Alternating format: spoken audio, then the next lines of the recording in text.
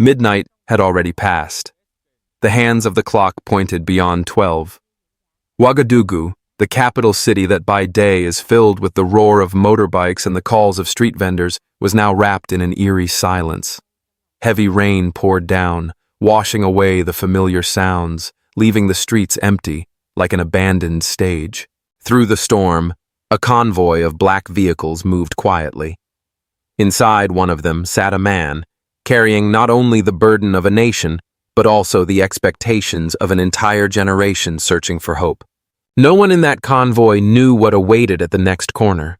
No one could imagine that within just 9 short seconds, every life, every decision, even the very future of a country would hang in the balance. 9 seconds. That's enough time to take one deep breath. But in those same 9 seconds, assassinations have unfolded, wars have ignited, and history itself has changed direction. Tonight, you'll hear a story just like that. The story of how one decision, made in 9 seconds under the rain, altered the destiny of a nation.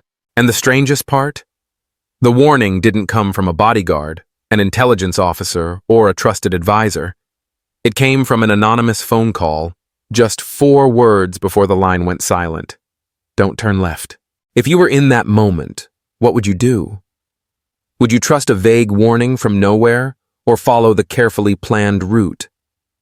That is the heart of this story. Because sometimes the deadliest trap isn't the ambush itself, it's hesitation. And before we dive deeper, if you love stories filled with mystery, suspense, and inspiration, hit that subscribe button. But if you don't like this video, go ahead and click like anyway. Trust me, by the end you'll understand why. So let's return to that rainy night in Ouagadougou. Midnight. Empty streets. A convoy. And 9 seconds that could decide whether a nation rises or falls. The convoy rolled on, tires slicing through puddles that reflected the dim glow of streetlights. Inside, the rhythm of the rain against the windows was almost hypnotic, until the silence was broken. A phone buzzed. One of the security officers picked it up. Static crackled on the line, followed by a voice so low it was almost drowned by the storm. 4 words. Just 4 words. Don't turn left. Then the line went dead. The officer froze, staring at the phone in disbelief. Was it a prank? A trap? Or the last desperate attempt of an unseen ally? In the world of intelligence, disinformation kills faster than bullets. The message was relayed to Traoré. For a moment, he said nothing. His gaze shifted toward the GPS glowing on the dashboard, the arrow pointing firmly toward the left turn ahead, the planned route, the cleared route, the safe route. But deep down, Traoré knew something every soldier in the Sahel learns early. The moment you feel certain is the moment you are most vulnerable. And so, as the convoy approached the intersection, he faced the impossible. Trust the plan, or trust a ghostly warning from the shadows. 9 seconds. That was all he had. The rain hammered down harder as the convoy neared the intersection. Headlights reflected off the wet asphalt, casting long, fractured beams into the night. The GPS blinked insistently. Turn left. In the lead vehicle, the driver's hands gripped the wheel, waiting for the signal. Every muscle in his body was trained to obey the plan, to follow the designated route. That was protocol. That was survival. But then came the hesitation. Traoré raised his hand. His eyes narrowed on the road ahead, then shifted toward the left turn, swallowed in shadows. His mind raced. 4 words from an unknown voice, or months of meticulous planning by his own intelligence officers. 9 seconds. That's enough time to inhale, to exhale, to let doubt creep in. Enough time for hesitation to kill. At second 3, the driver glanced back, uncertain. At second 5, the bodyguard's hands tensed on their rifles, sensing something was wrong. At second 7, the convoy's momentum carried them almost to the edge of the intersection. And then, at second 9, Traoré gave the order. Straight, not left. No explanations, no room for questions, just certainty in the face of chaos. The driver obeyed, pushing the vehicle forward, the rest of the convoy following close behind. What happened next proved the weight of that decision. The convoy surged forward, tires hissing against the drenched pavement. For a fleeting moment, it seemed as though nothing had happened. that maybe the warning had been nothing more than a cruel trick. And then the night erupted. A blinding flash split the darkness as the street they were meant to turn into exploded in a thunderous roar. Fire consumed the intersection. The shockwave rattled windows and sent a cloud of smoke billowing into the storm. The left turn had been a death trap. Hidden in the shadows, 2 vehicles packed with explosives had been waiting, rigged to detonate the moment the convoy entered. Instead, they were now just burning wrecks, lighting up the rain-soaked streets in an inferno of failure. But the attackers weren't finished. Gunfire cracked through the storm. From alleys and rooftops, silhouettes emerged, unleashing a hail of bullets toward the intersection. Sparks ricocheted off the wet asphalt, echoing like thunderclaps across the capital. Inside the convoy, bodyguards dropped their professionalism and snapped into survival mode. Shields were raised, rifles loaded, countermeasures deployed. Every second was a battle between precision and panic. Yet in the center of it all, Traoré remained calm. No shouting, no panic. Only one command. Stay in formation, push through. The convoy accelerated, engines roaring against the storm. They broke away from the kill zone, leaving behind the flames, the gunfire, and the failed trap. But a bigger question now loomed in the smoke-filled night. Who had orchestrated such a bold attempt, right in the heart of Ouagadougou? The city was no longer silent. Sirens wailed in the distance, dogs barked from courtyards, and the echoes of gunfire lingered through the rain. What had begun as a silent midnight drive had turned into open warfare in the middle of the capital.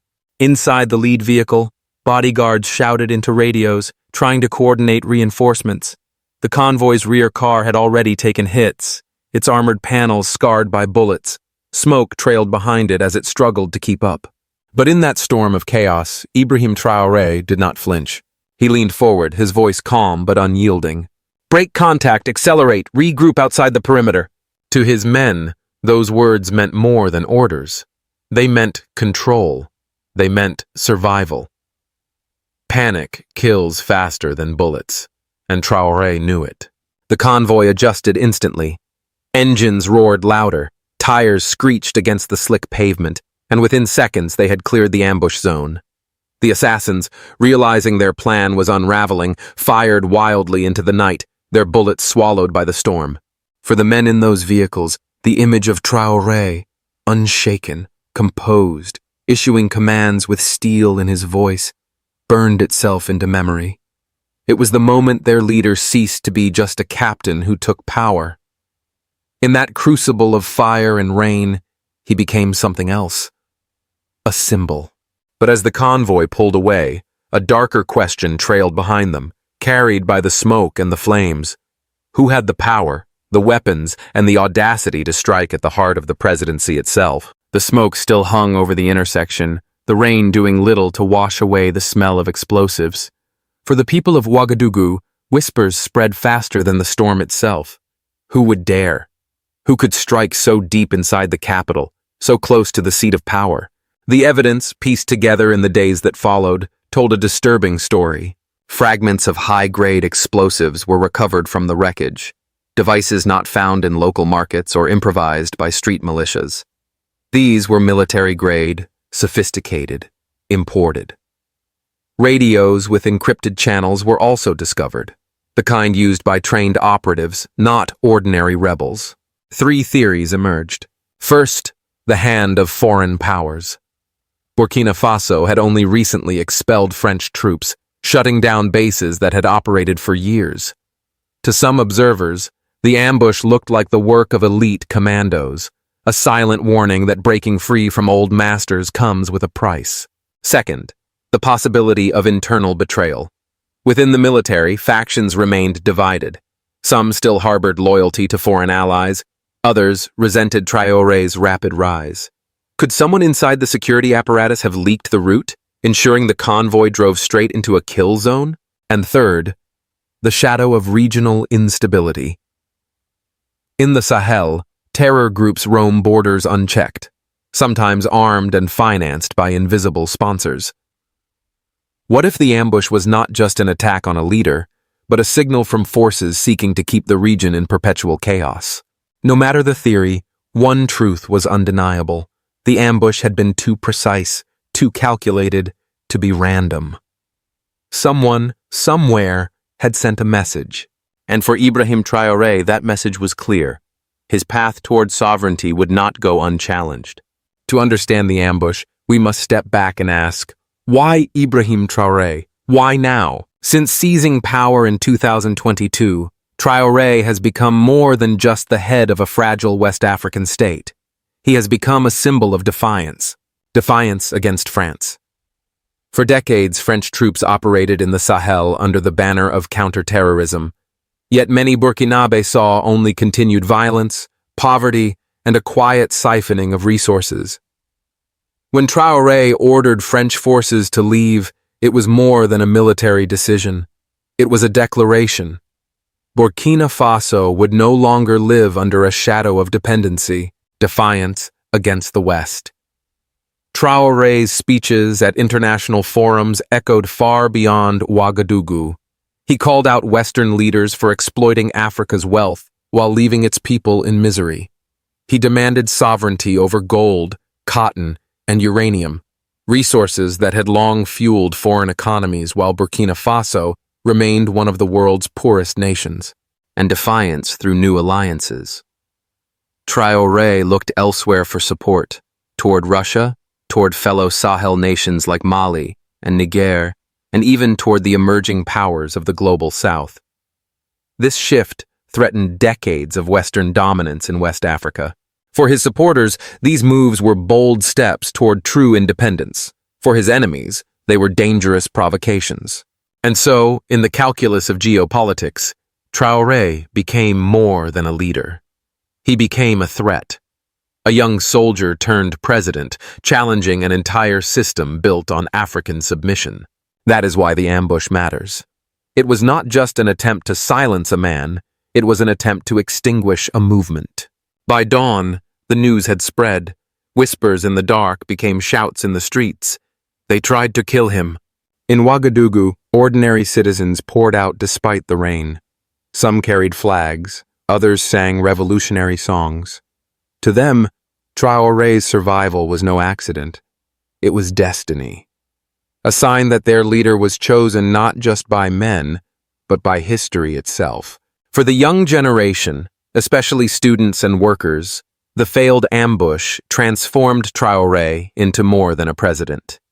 He became a living symbol of resilience, a reminder that standing up to foreign powers was not a fantasy, but a fight worth risking everything for. But not everyone celebrated. In certain quarters of the capital, silence reigned. Those who had bet on his downfall now realized the opposite had happened. The attempt had only strengthened him. The man they wanted to remove had grown untouchable in the eyes of his people. Abroad, the ambush sent ripples through diplomatic circles. In Paris, analysts speculated nervously. Could this failed operation, whoever was behind it, ignite a stronger wave of anti-French sentiment? In Moscow, officials watched with quiet interest, seeing in Traoré's survival an opportunity to deepen their foothold in Africa.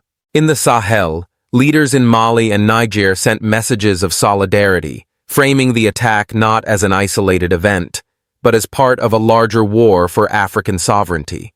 One thing was certain: the ambush had failed militarily, but politically, it had backfired even more. Far from weakening Traoré, it had elevated him. And in the weeks that followed, the question shifted from who tried to kill him to what will he do next? The midnight ambush was not just an attempt on a man's life. It was a reminder of something larger, that the struggle for Burkina Faso's future is inseparable from the struggle for Africa itself. For decades, Africa has been told it is too weak to stand alone, too divided to resist outside powers. Foreign armies arrived under the banner of protection. Multinational corporations extracted gold, cotton, and uranium while schools remained empty and hospitals underfunded. Leaders who resisted, Sankara, Lumumba, Gaddafi, met violent ends. But Traoré's survival sent a different message. It told the young generation across the continent that history is not fixed, that destiny can be altered, not by giants from afar, but by Africans themselves. In Bamako, Niamey, Conakry, Young activists began to chant his name alongside their own leaders. Online, his speeches spread like wildfire, resonating not just in French but in Arabic, English, and Swahili. Traoré had become more than the president of a small West African state. He had become a voice for the global South, a challenge to a world order built on African silence. And so, the ambush that was meant to silence him only amplified his reach. It turned a national struggle into a continental movement. It made clear that the fight in Ouagadougou was not about one man versus his enemies. It was about Africa versus its chains. The rain eventually eased. The smoke cleared. By morning, only scorched pavement and shattered glass marked the place where a president was meant to die. But in the memory of those 9 seconds, something far greater remained. 9 seconds in which a young leader chose instinct over hesitation. 9 seconds in which he defied a trap set by unseen hands. 9 seconds that turned what could have been a national tragedy into a moment of resilience. History is often written in long struggles, wars, revolutions, decades of hardship. But sometimes it pivots in silence, in darkness, in the span of a single breath. For Ibrahim Traoré, those 9 seconds became a testament that destiny is not always written by the powerful. Sometimes, it is shaped by the courage to trust one's instinct, even when the world conspires against it. And for Burkina Faso, those 9 seconds were more than survival. They were a beginning, a signal to its people and to Africa that no chain, no empire, no ambush can silence a nation determined to rise. So when history looks back at that stormy night in Ouagadougou, it will not remember only the flames or the gunfire. It will remember a choice made in 9 seconds, a choice that may well have altered the course of a continent.